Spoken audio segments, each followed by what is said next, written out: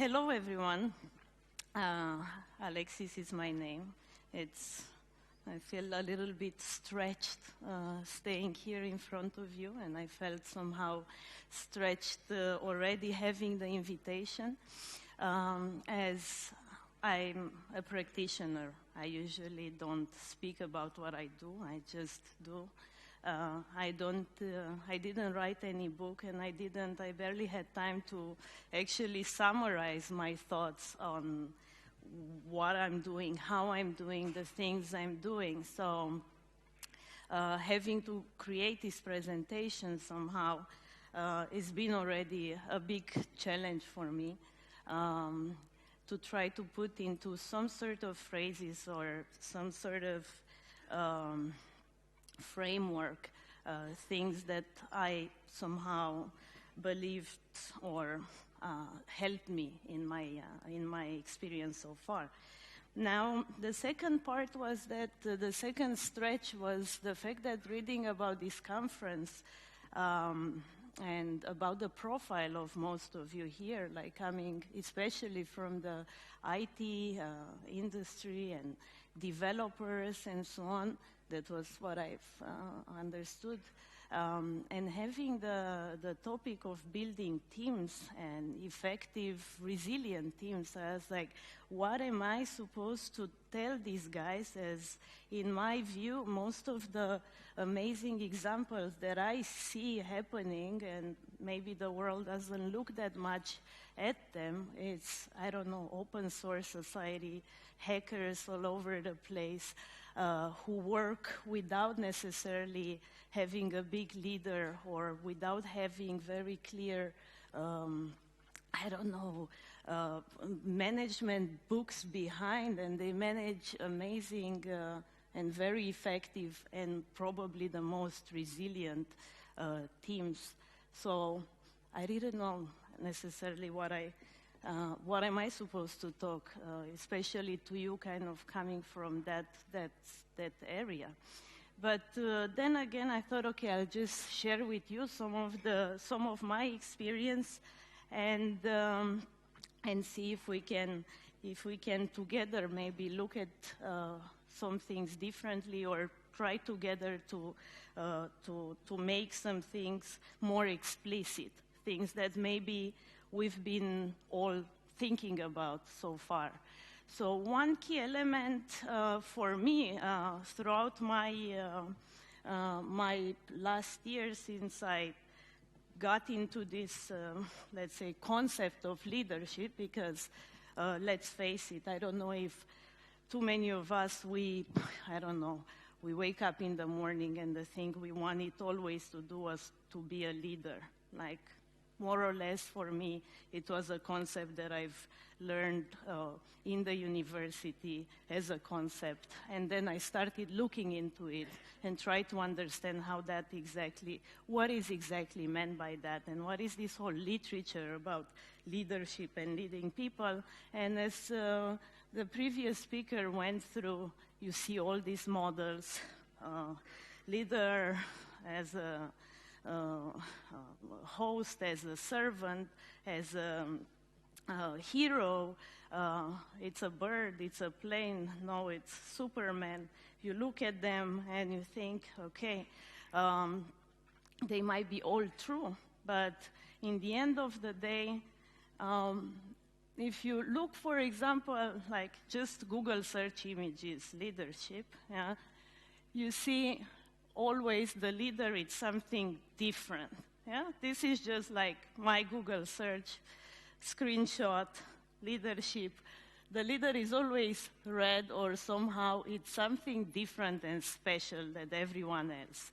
And within my experience, I got to the point where I thought, this is something that disturbs me. No matter what kind of leadership style I would take on, the point is, as a leader, you're supposed to be something different than anyone else. And this was something that I did not practically like, and I still didn't like, because I was not there in whatever position I've been in order to to be different. I just wanted to be as everyone else, trying to do, being passionate about something and wanting to work with people that are as passionate as I am about something that we probably share. So my claim would be that the whole idea of leadership as such, as we look at it, has to be changed. Because leadership, it is probably more, or as a characteristic, or I don't know, right? It's something else, but as long as you need, or we differentiate, no matter in which way we differentiate, then we are something else than the rest of our group.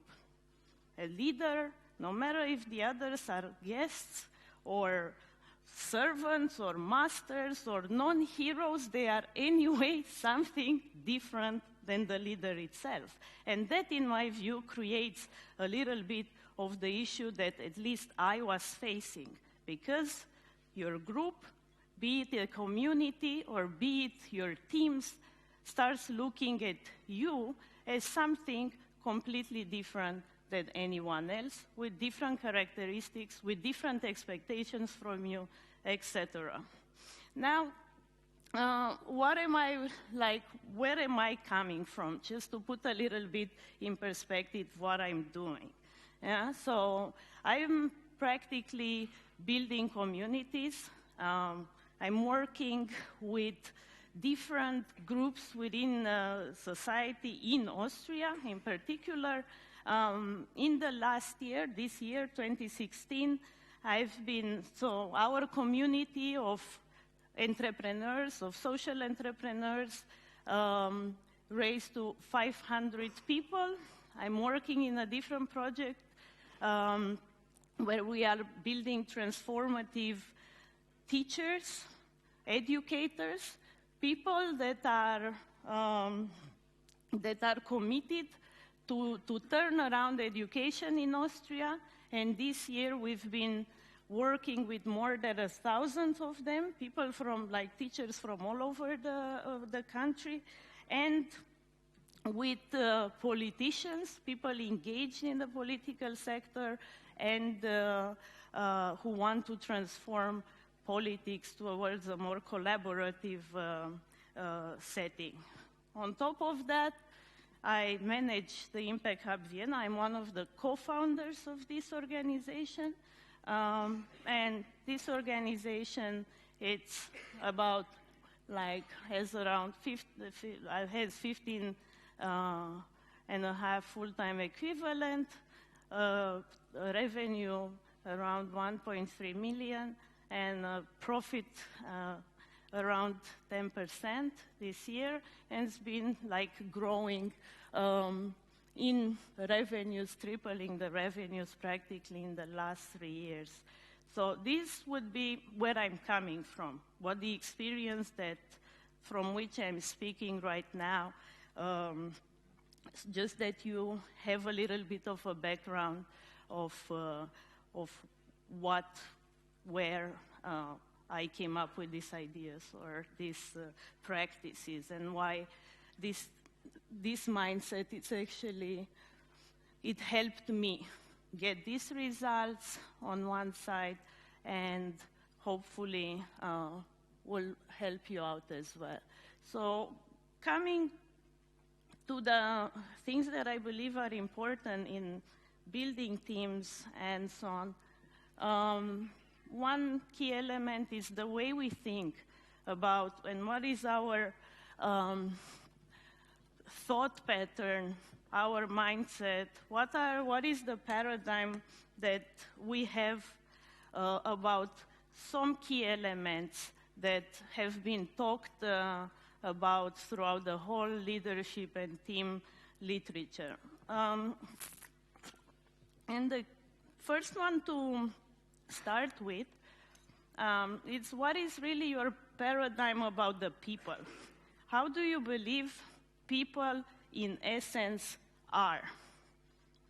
There are different ways, also religion, schools, everything have been looking at how human beings really are. We are sinners. Religion, Christianity tells us we are lazy and we need to be controlled. Some of the school systems have said. Now, what is really, when you are in whatever organizations you are, in whatever role you are, what is really the perception you have of human beings and therefore of yourself and of your colleagues? Second is, what is your paradigm about an organization? What is really an organization? Does it look more like a machine? Or it looks more like, I don't know, chemical formula? Does it look like a tree? How does it look like? What is really the consistency of an organization? And ultimately, what do you really define or understand when you say leadership? What is your thought pattern behind that?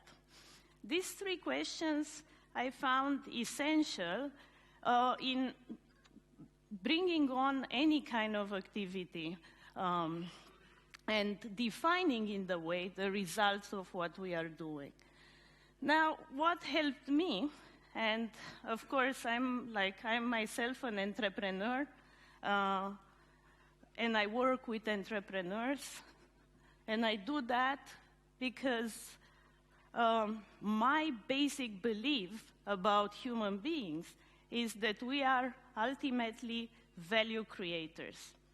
We are self-motivated, we are curious, we want to create meaningful things, we want to add value, and we just, therefore, need to create the conditions and refer to each other and treat each other much more like that.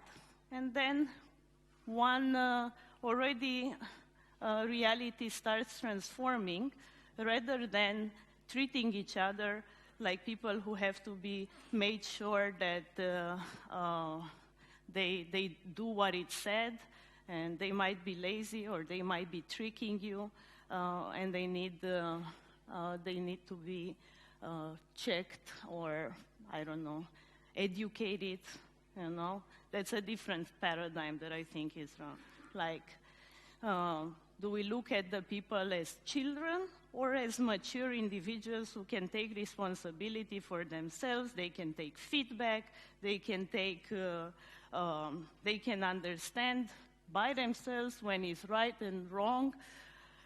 Or do we create systems that practically treat them as children? So one key thought that helped me out was the fact of saying people are and value creators. Second, it's regarding organizations, and we all know most probably that for years and years the world has been organized as a machine.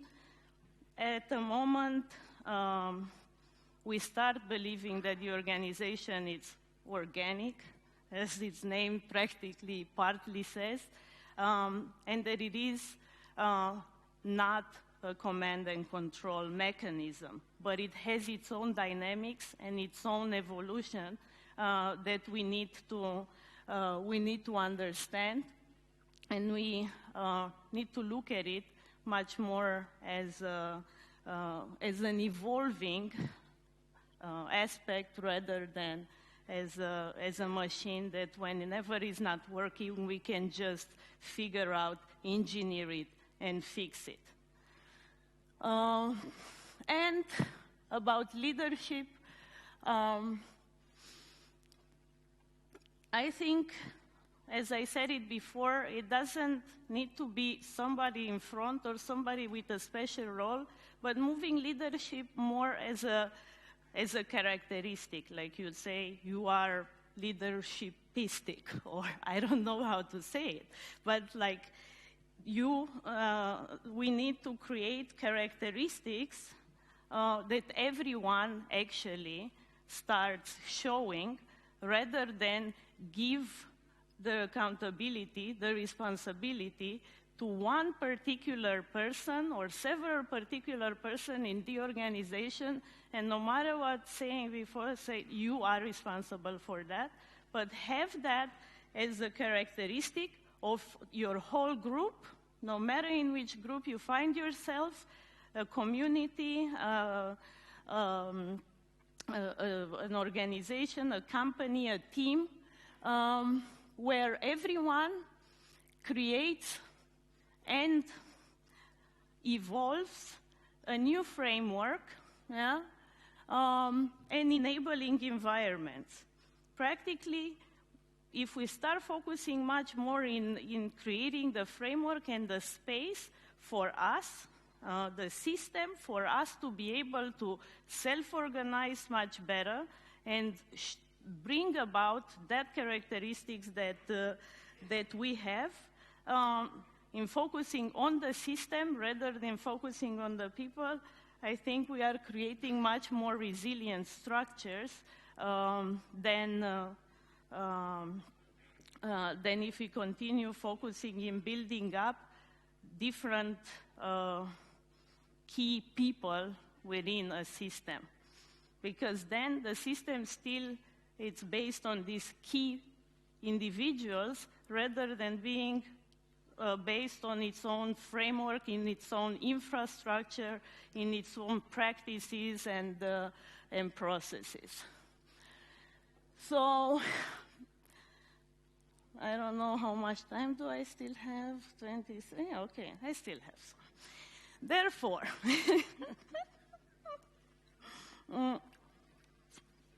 now, if you look at what is really the role of us, or what are we actually trying to do in our jobs every day, right? And some part of our jobs, no matter where we are at, right? Even if we are in a company which, I don't know, develops presentation softwares, or in a company that runs events, etc., we have certain tasks at hand. We have certain clarity about some of the actions that we are doing, but of course, we have a task in itself in actualizing our practice and making sure that we evolve it towards whatever that purpose of that organization is, right? So we continuously need to transform our practice, yeah, our work, in order to fulfill whatever purpose we decided to have in the beginning while creating that organization. So in a way, it is a continuous transformation. Our work, no matter what we do, has aspects of continuous transformation where we are engaged with others in evolving and transforming a certain reality. Now, how do we think now about our work? It is also a key element that influences us and our environment, and the motivation and the presence of the people within our organizations. The more clearer we are about the transformation that we intend to do by the work that we are there showing up every day to do, the clearer it is for the group in which direction is going.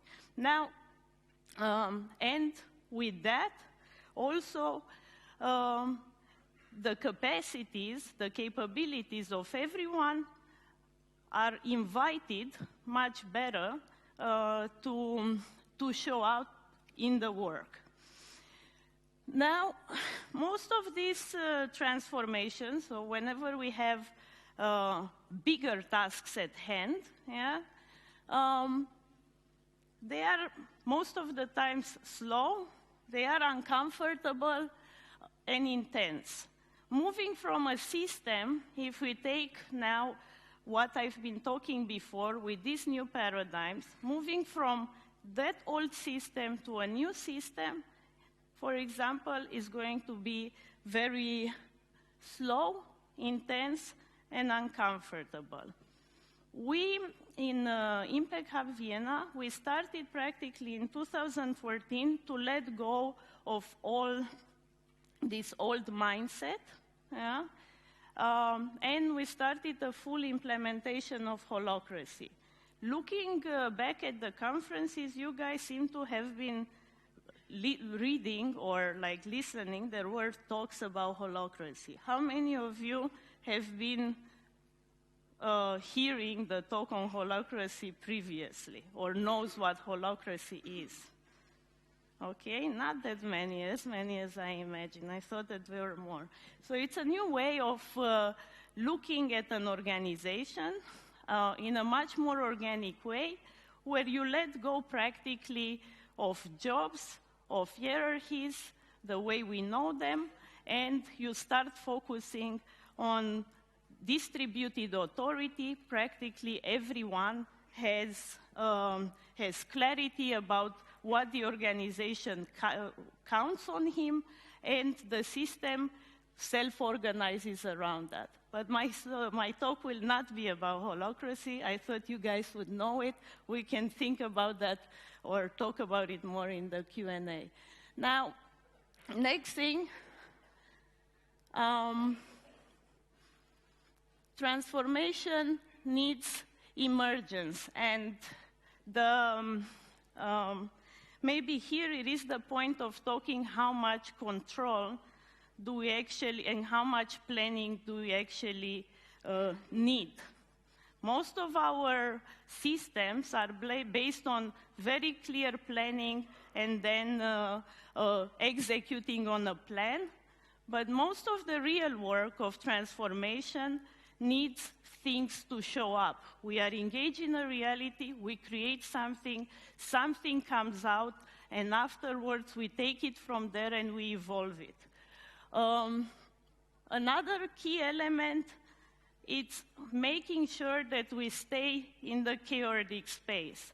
And this is something that is very challenging for the organizations, and it's been a challenge for us as well, because practically we always are in between, somewhere in between chaos and order. If we are very strongly in order, people start getting bored, everything gets repetitive. If we are in the chaos, we are lost. Now, and this is a concept that I didn't come up with, but Dee Hock, one of the founders of Visa, was the first who postulated that. And practically, what it says is that if we stay here, if our work and our organizations are placed in here, then we have the right amount of freedom, the right amount of play, and the right kind of amount of structure and order not to get lost. So this is one key element. Then another key element is trust. And this goes very strongly hand in hand with my first question that I posed to you regarding what is your paradigm about human beings and about each other. Without creating within the organizations a container of trust, practically a lot of the things will never be able to work. Ultimately, I think one other key aspect, at least for me, was that everyone matters and everyone is redundant. We practically want a lot in the organization to have the feeling that all of us are very, very important and crucial for the organization. And it is true. On the other hand, as long as everyone is so crucial for the organization, how is the organization supposed to be resilient? And therefore, the question is, How can we create systems where everyone matters, but in the same time, every single one of us, it is redundant? And ultimately, regarding the work of, let's call them managers or leaders or co-founders or any word that you would like to give to anyone that has at the moment or is at the moment in a position of caring for that organization, the point is, in my view, to be able to ultimately fire yourself. The moment we believe, and I've been in that position for quite some time, you have the feeling that without you, that organization cannot go on. Without you, that team will never perform. Without you, a very big part of that organization will just not work properly anymore.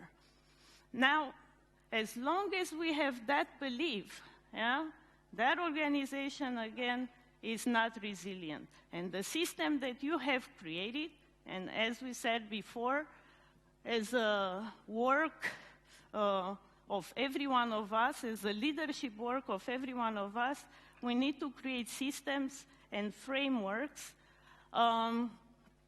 that create resilience. Therefore, until the moment when you can fire yourself, that work, that job, it's not done. But as a mission, I think, as a mission for myself and for everyone within my organization, I think the job that we are trying to do in building up that organization is to ultimately be able to fire ourselves. And when we can do that, then we can say the organization is resilient enough to carry on through its system without necessarily having to carry on through one or the other individual that has certain specific competencies or history or experiences or track record within the organization. Thank you very much.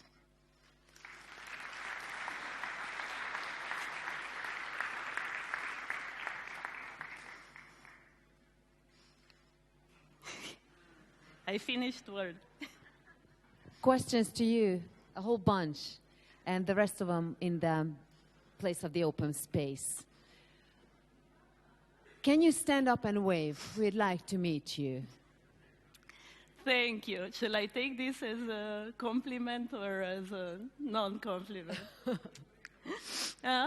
What did you say?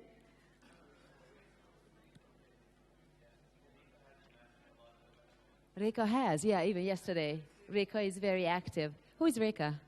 Thanks for asking so many questions, Reka. It's for Reka. So the stand-up and wave was for Reka. I see. I've been, because I'm not higher than 160, I've been getting that joke many times when I was standing up and saying something, so I thought it was just yet again a reference to my height. No, Reka has been asking a lot of questions, and she hasn't gotten any answers to some of them, so you will today, soon. So let's see the next one. If a leader shouldn't be different from others, what makes him or her become the leader? Yeah, that's the point. That's the point? Like, why do we need to have this word? What do we need? Like, what good did leader as a concept do to humanity so far? I mean, can't we find any other concept than leader that will replace what we actually want to get done?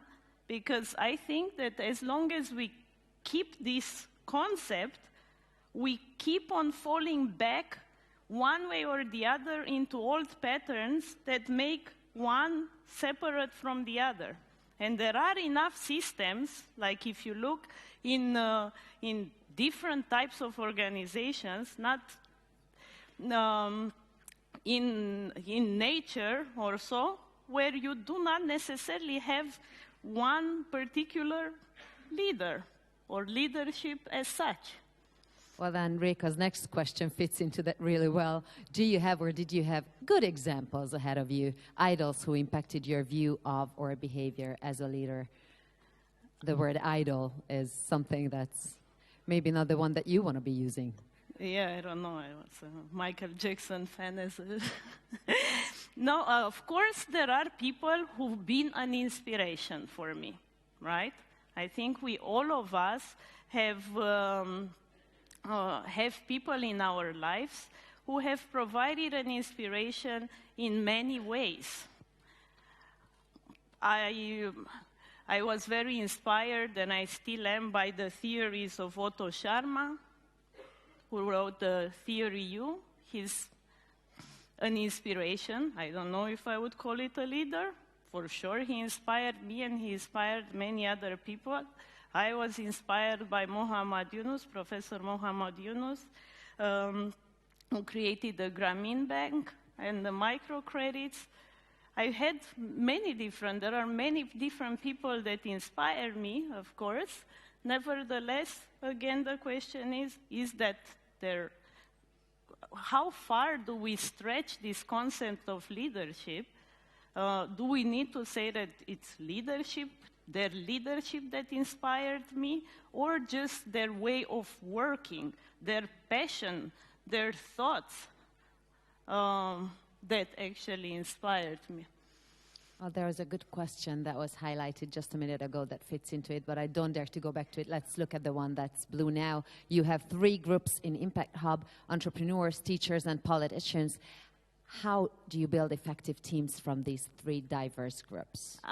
Okay. No, these are actually 3 complete different initiatives that they are not part of the Impact Hub, so they directly. So the Impact Hub community is a community of social innovators and social entrepreneurs. The teachers I'm working with, it's a different movement called Schools in Transformation, Schule im Aufbruch. It's a complete different movement that started in Berlin. And we started it in Austria 3 years ago. And the politicians, it's again another movement that we started with the European Forum Alpbach called Rethink Austria. So as a person, I am working on all these initiatives, but they are not all directly, all these people are part of the Impact Hub Vienna. Simona, what did you mean to ask? How can you measure, verify that your organization is in the chaotic phase? I think I can, because practically, if I look at least at the graph that I showed you, I guess, Simona, where are you, Simona? Simona. How do we make sure that we are in there, right? The way we work, we always work through tensions, and we believe that tensions are the only fuel for the organization. So we accept all the time that things are not perfect, but they are workable. So we are trying to stay in a non-perfect, workable space, where all the time, everyone in the organization has, at every meeting, the possibility to bring in these tensions, and these tensions, based on the tension, create new actions for the organization to move the organization forward. And practically, by all the time looking at these aspects, what are current tensions? And tensions are always there. We don't always talk about them, but there is something that is not properly working. So we bring that up, and we make sure that these tensions are immediately translated into actions, and because of that, practically the organization always is aware of its limitations, but also learns to create new workable solutions and review them practically every week. Simona, you're staying with us for the rest of the questions before lunch after the next presentations, right? Okay. Yeah. Thank you. Thanks. So it's going to be a little break now. Thank you very much.